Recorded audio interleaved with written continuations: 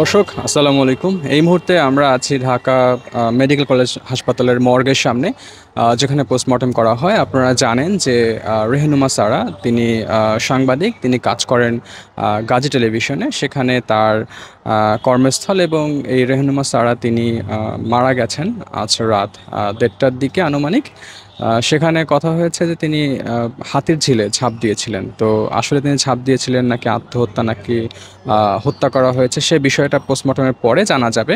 আমরা যেহেতু এই মুহূর্তে এখানে আছি, এখানে রাহনুমা সারার যে বড় বোন তিনি এখানে আছেন। আমরা পুরো জিনিসটা আসলে জানতে চাই আগে, এরপরে আমরা মন্তব্য করতে চাই। কিন্তু অনেকেই দেখি এর আগে ফেসবুকে নানা ধরনের কথা বলছেন, নানাভাবে এটাকে বিশ্লেষণ করছেন, এবং মন গড়া কিছু তথ্য শেয়ার করছেন। এটা থেকে আপনারা দয়া করে বিরত থাকবেন, কারণ এখনও কিন্তু আসলে জানা যায়নি যে আসলে ঘটনাটা কি হয়েছে। তিনি আত্মহত্যা করেছেন নাকি তাকে হত্যা করা হয়েছে, কি উদ্দেশ্যে হত্যা করা হয়েছে, কেন হত্যা করা হয়েছে, কোনো কিছুই এই মুহূর্তে ক্লিয়ার না। সো যতক্ষণ পর্যন্ত আসলে পোস্টমর্টেম রিপোর্ট না আসে, ততক্ষণ পর্যন্ত কিন্তু দর্শক আমরা এই বিষয়টা নিয়ে কোনো রকম কোনো মন্তব্য বা শেয়ার করা থেকে আমাদের উচিত বিরত থাকা। এই বিষয়টি নিয়ে সাবেক প্রধানমন্ত্রী শেখ হাসিনার কোথায় এই বিষয়টি নিয়ে সাবেক প্রধানমন্ত্রী শেখ হাসিনার ছেলে সজীব ওয়াজেদ জয় তিনি একটি মন্তব্য করে ফেসবুকে পোস্ট করেছেন। এবং এই এই হত্যাকাণ্ড আসলে রাজনৈতিক কোনো হত্যাকাণ্ড কিনা সেটা কিন্তু এখন পর্যন্ত কনফার্ম না। এটা ছাড়াই অনেকের মতো মন গড়া তথ্য ফেসবুকে শেয়ার করছেন। তো যারা আসলে শেয়ার করছেন তারা অনেকেই হয়তো না জেনে বা আবেগের বশে শেয়ার করছেন।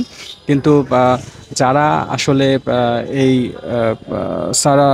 সারাকে চেনেন, আমরা যারা সহকর্মী আছি, আমরা দেখেছি যে প্রায় তিনি আসলে ডিপ্রেশনে থাকতেন। তো সেই ডিপ্রেশনে থাকা অবস্থায় একজন মানুষ আত্মহত্যা করেছে বা সে আত্মহত্যা করার মতো সাহস করেছে কিনা সেটা কিন্তু এখন পর্যন্ত আসলে কনফার্ম না।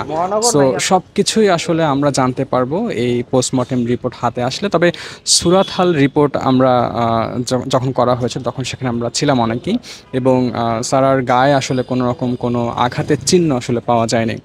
তো আমরা আসলে এতটুকু আপনাদেরকে বলতে চাই, আপনারা যারা এই ঘটনাটি জানেন বা ইতিমধ্যেই কিন্তু বিভিন্ন সংবাদ মাধ্যমে কিন্তু এই সারা রেহনুমার মৃত্যুর খবরটি ছড়িয়েছে এবং তিনি মারা গেছেন। এখন বাকি আসলে কি তথ্য আসে সেটা অবশ্যই আপনাদেরকে শেয়ার করব, যেহেতু সারা রেহনুমা আমার একজন কলিগ ছিলেন, আমরা একসাথে যে টিভিতে কাজ করেছি।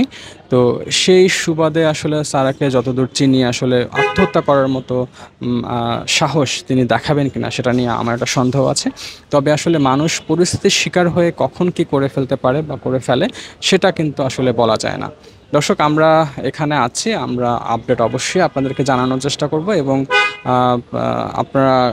আপনাদের প্রতি একটা অনুরোধ থাকবে, আপনারা কখনোই না জেনে কোনো তথ্য শেয়ার করবেন না। ধন্যবাদ সবাইকে।